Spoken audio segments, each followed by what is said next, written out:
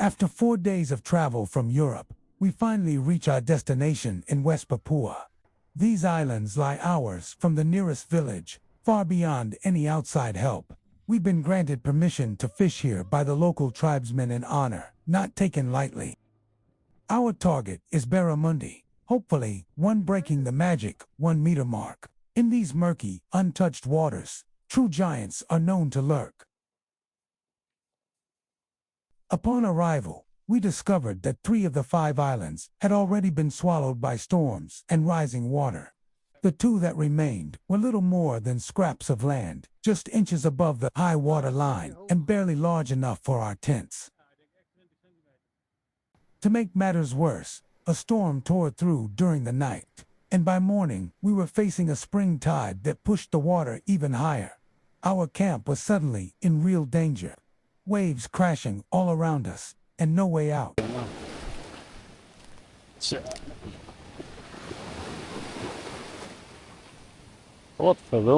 Despite the brutal conditions, Frank, Arnout, and Jules decided to head out anyway, and try to catch their first barramundi in West Papua.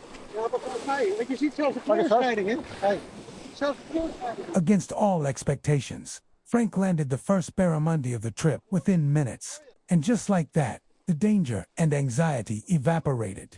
Everything suddenly looked far more hopeful. The first fish is a brute, well over 10 pounds and around 70 centimeters long.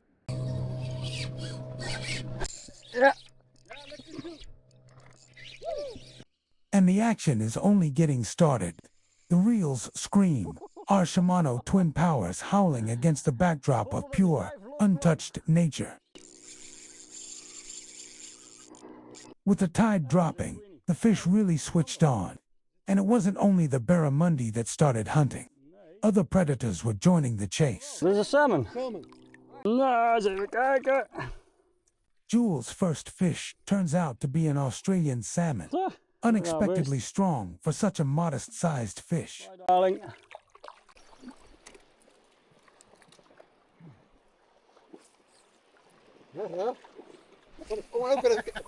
I finally could go fishing again. Casting hardbaits proves to be the key to success. All afternoon, Arnout, Frank, and Juul keep landing solid barramundi, but the magic 1 meter mark still eludes them.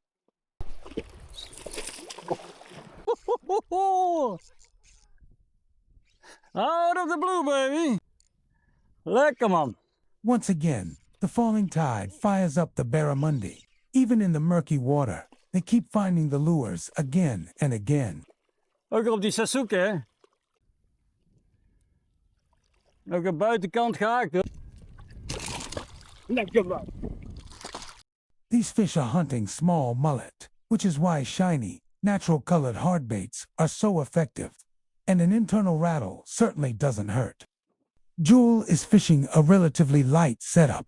An 8-foot BFT Lizzard X rod rated 260 grams, paired with a Shimano Twin Power 4000, spooled with 20-pound braid. With no snags in the area, this gear should be more than capable of handling even the biggest barra around. That afternoon, Frank suddenly hooks a new species, a queenfish pound for pound, one of the strongest fighters out there. Okay. And this queenfish was definitely not a Lone Ranger. Ebbers. Queenie. It's the queenie.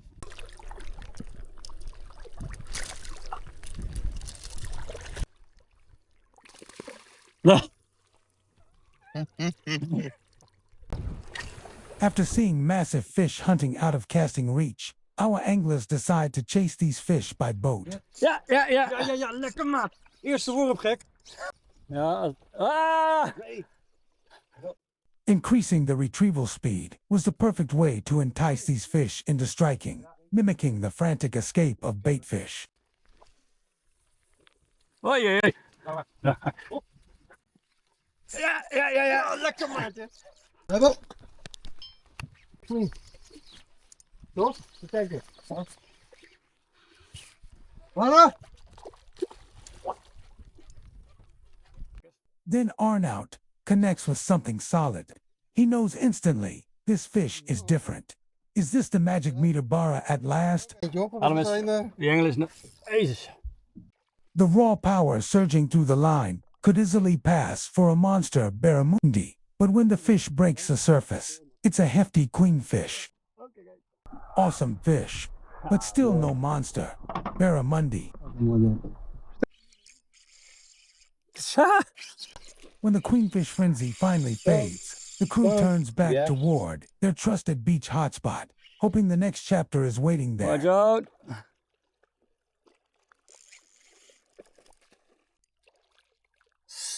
Nice, nice, nice. And yes, there is a next chapter. Still no river giant, but Jules couldn't care less. He's just landed his first threadfin salmon, a creature so alien in appearance and so full of power, it feels like it swam in from another world. After that catch, the tide goes dead. The session is over.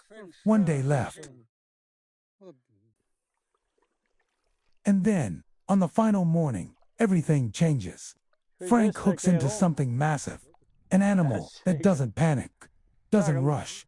It moves with slow, deliberate power, using the current like a weapon as it carves its way downstream. Goeie vis, kerel.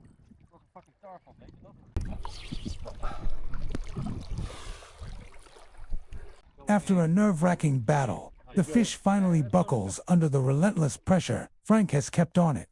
Jules is already in position, ready to land it. Everyone knows this could be the one.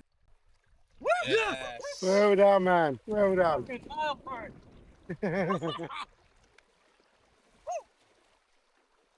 And yes, Boom, this baby. is the one. Measuring 104 centimeters and weighing in at 25 pounds, it's the fish that drove this entire expedition. Frank was the man who finally brought it to hand.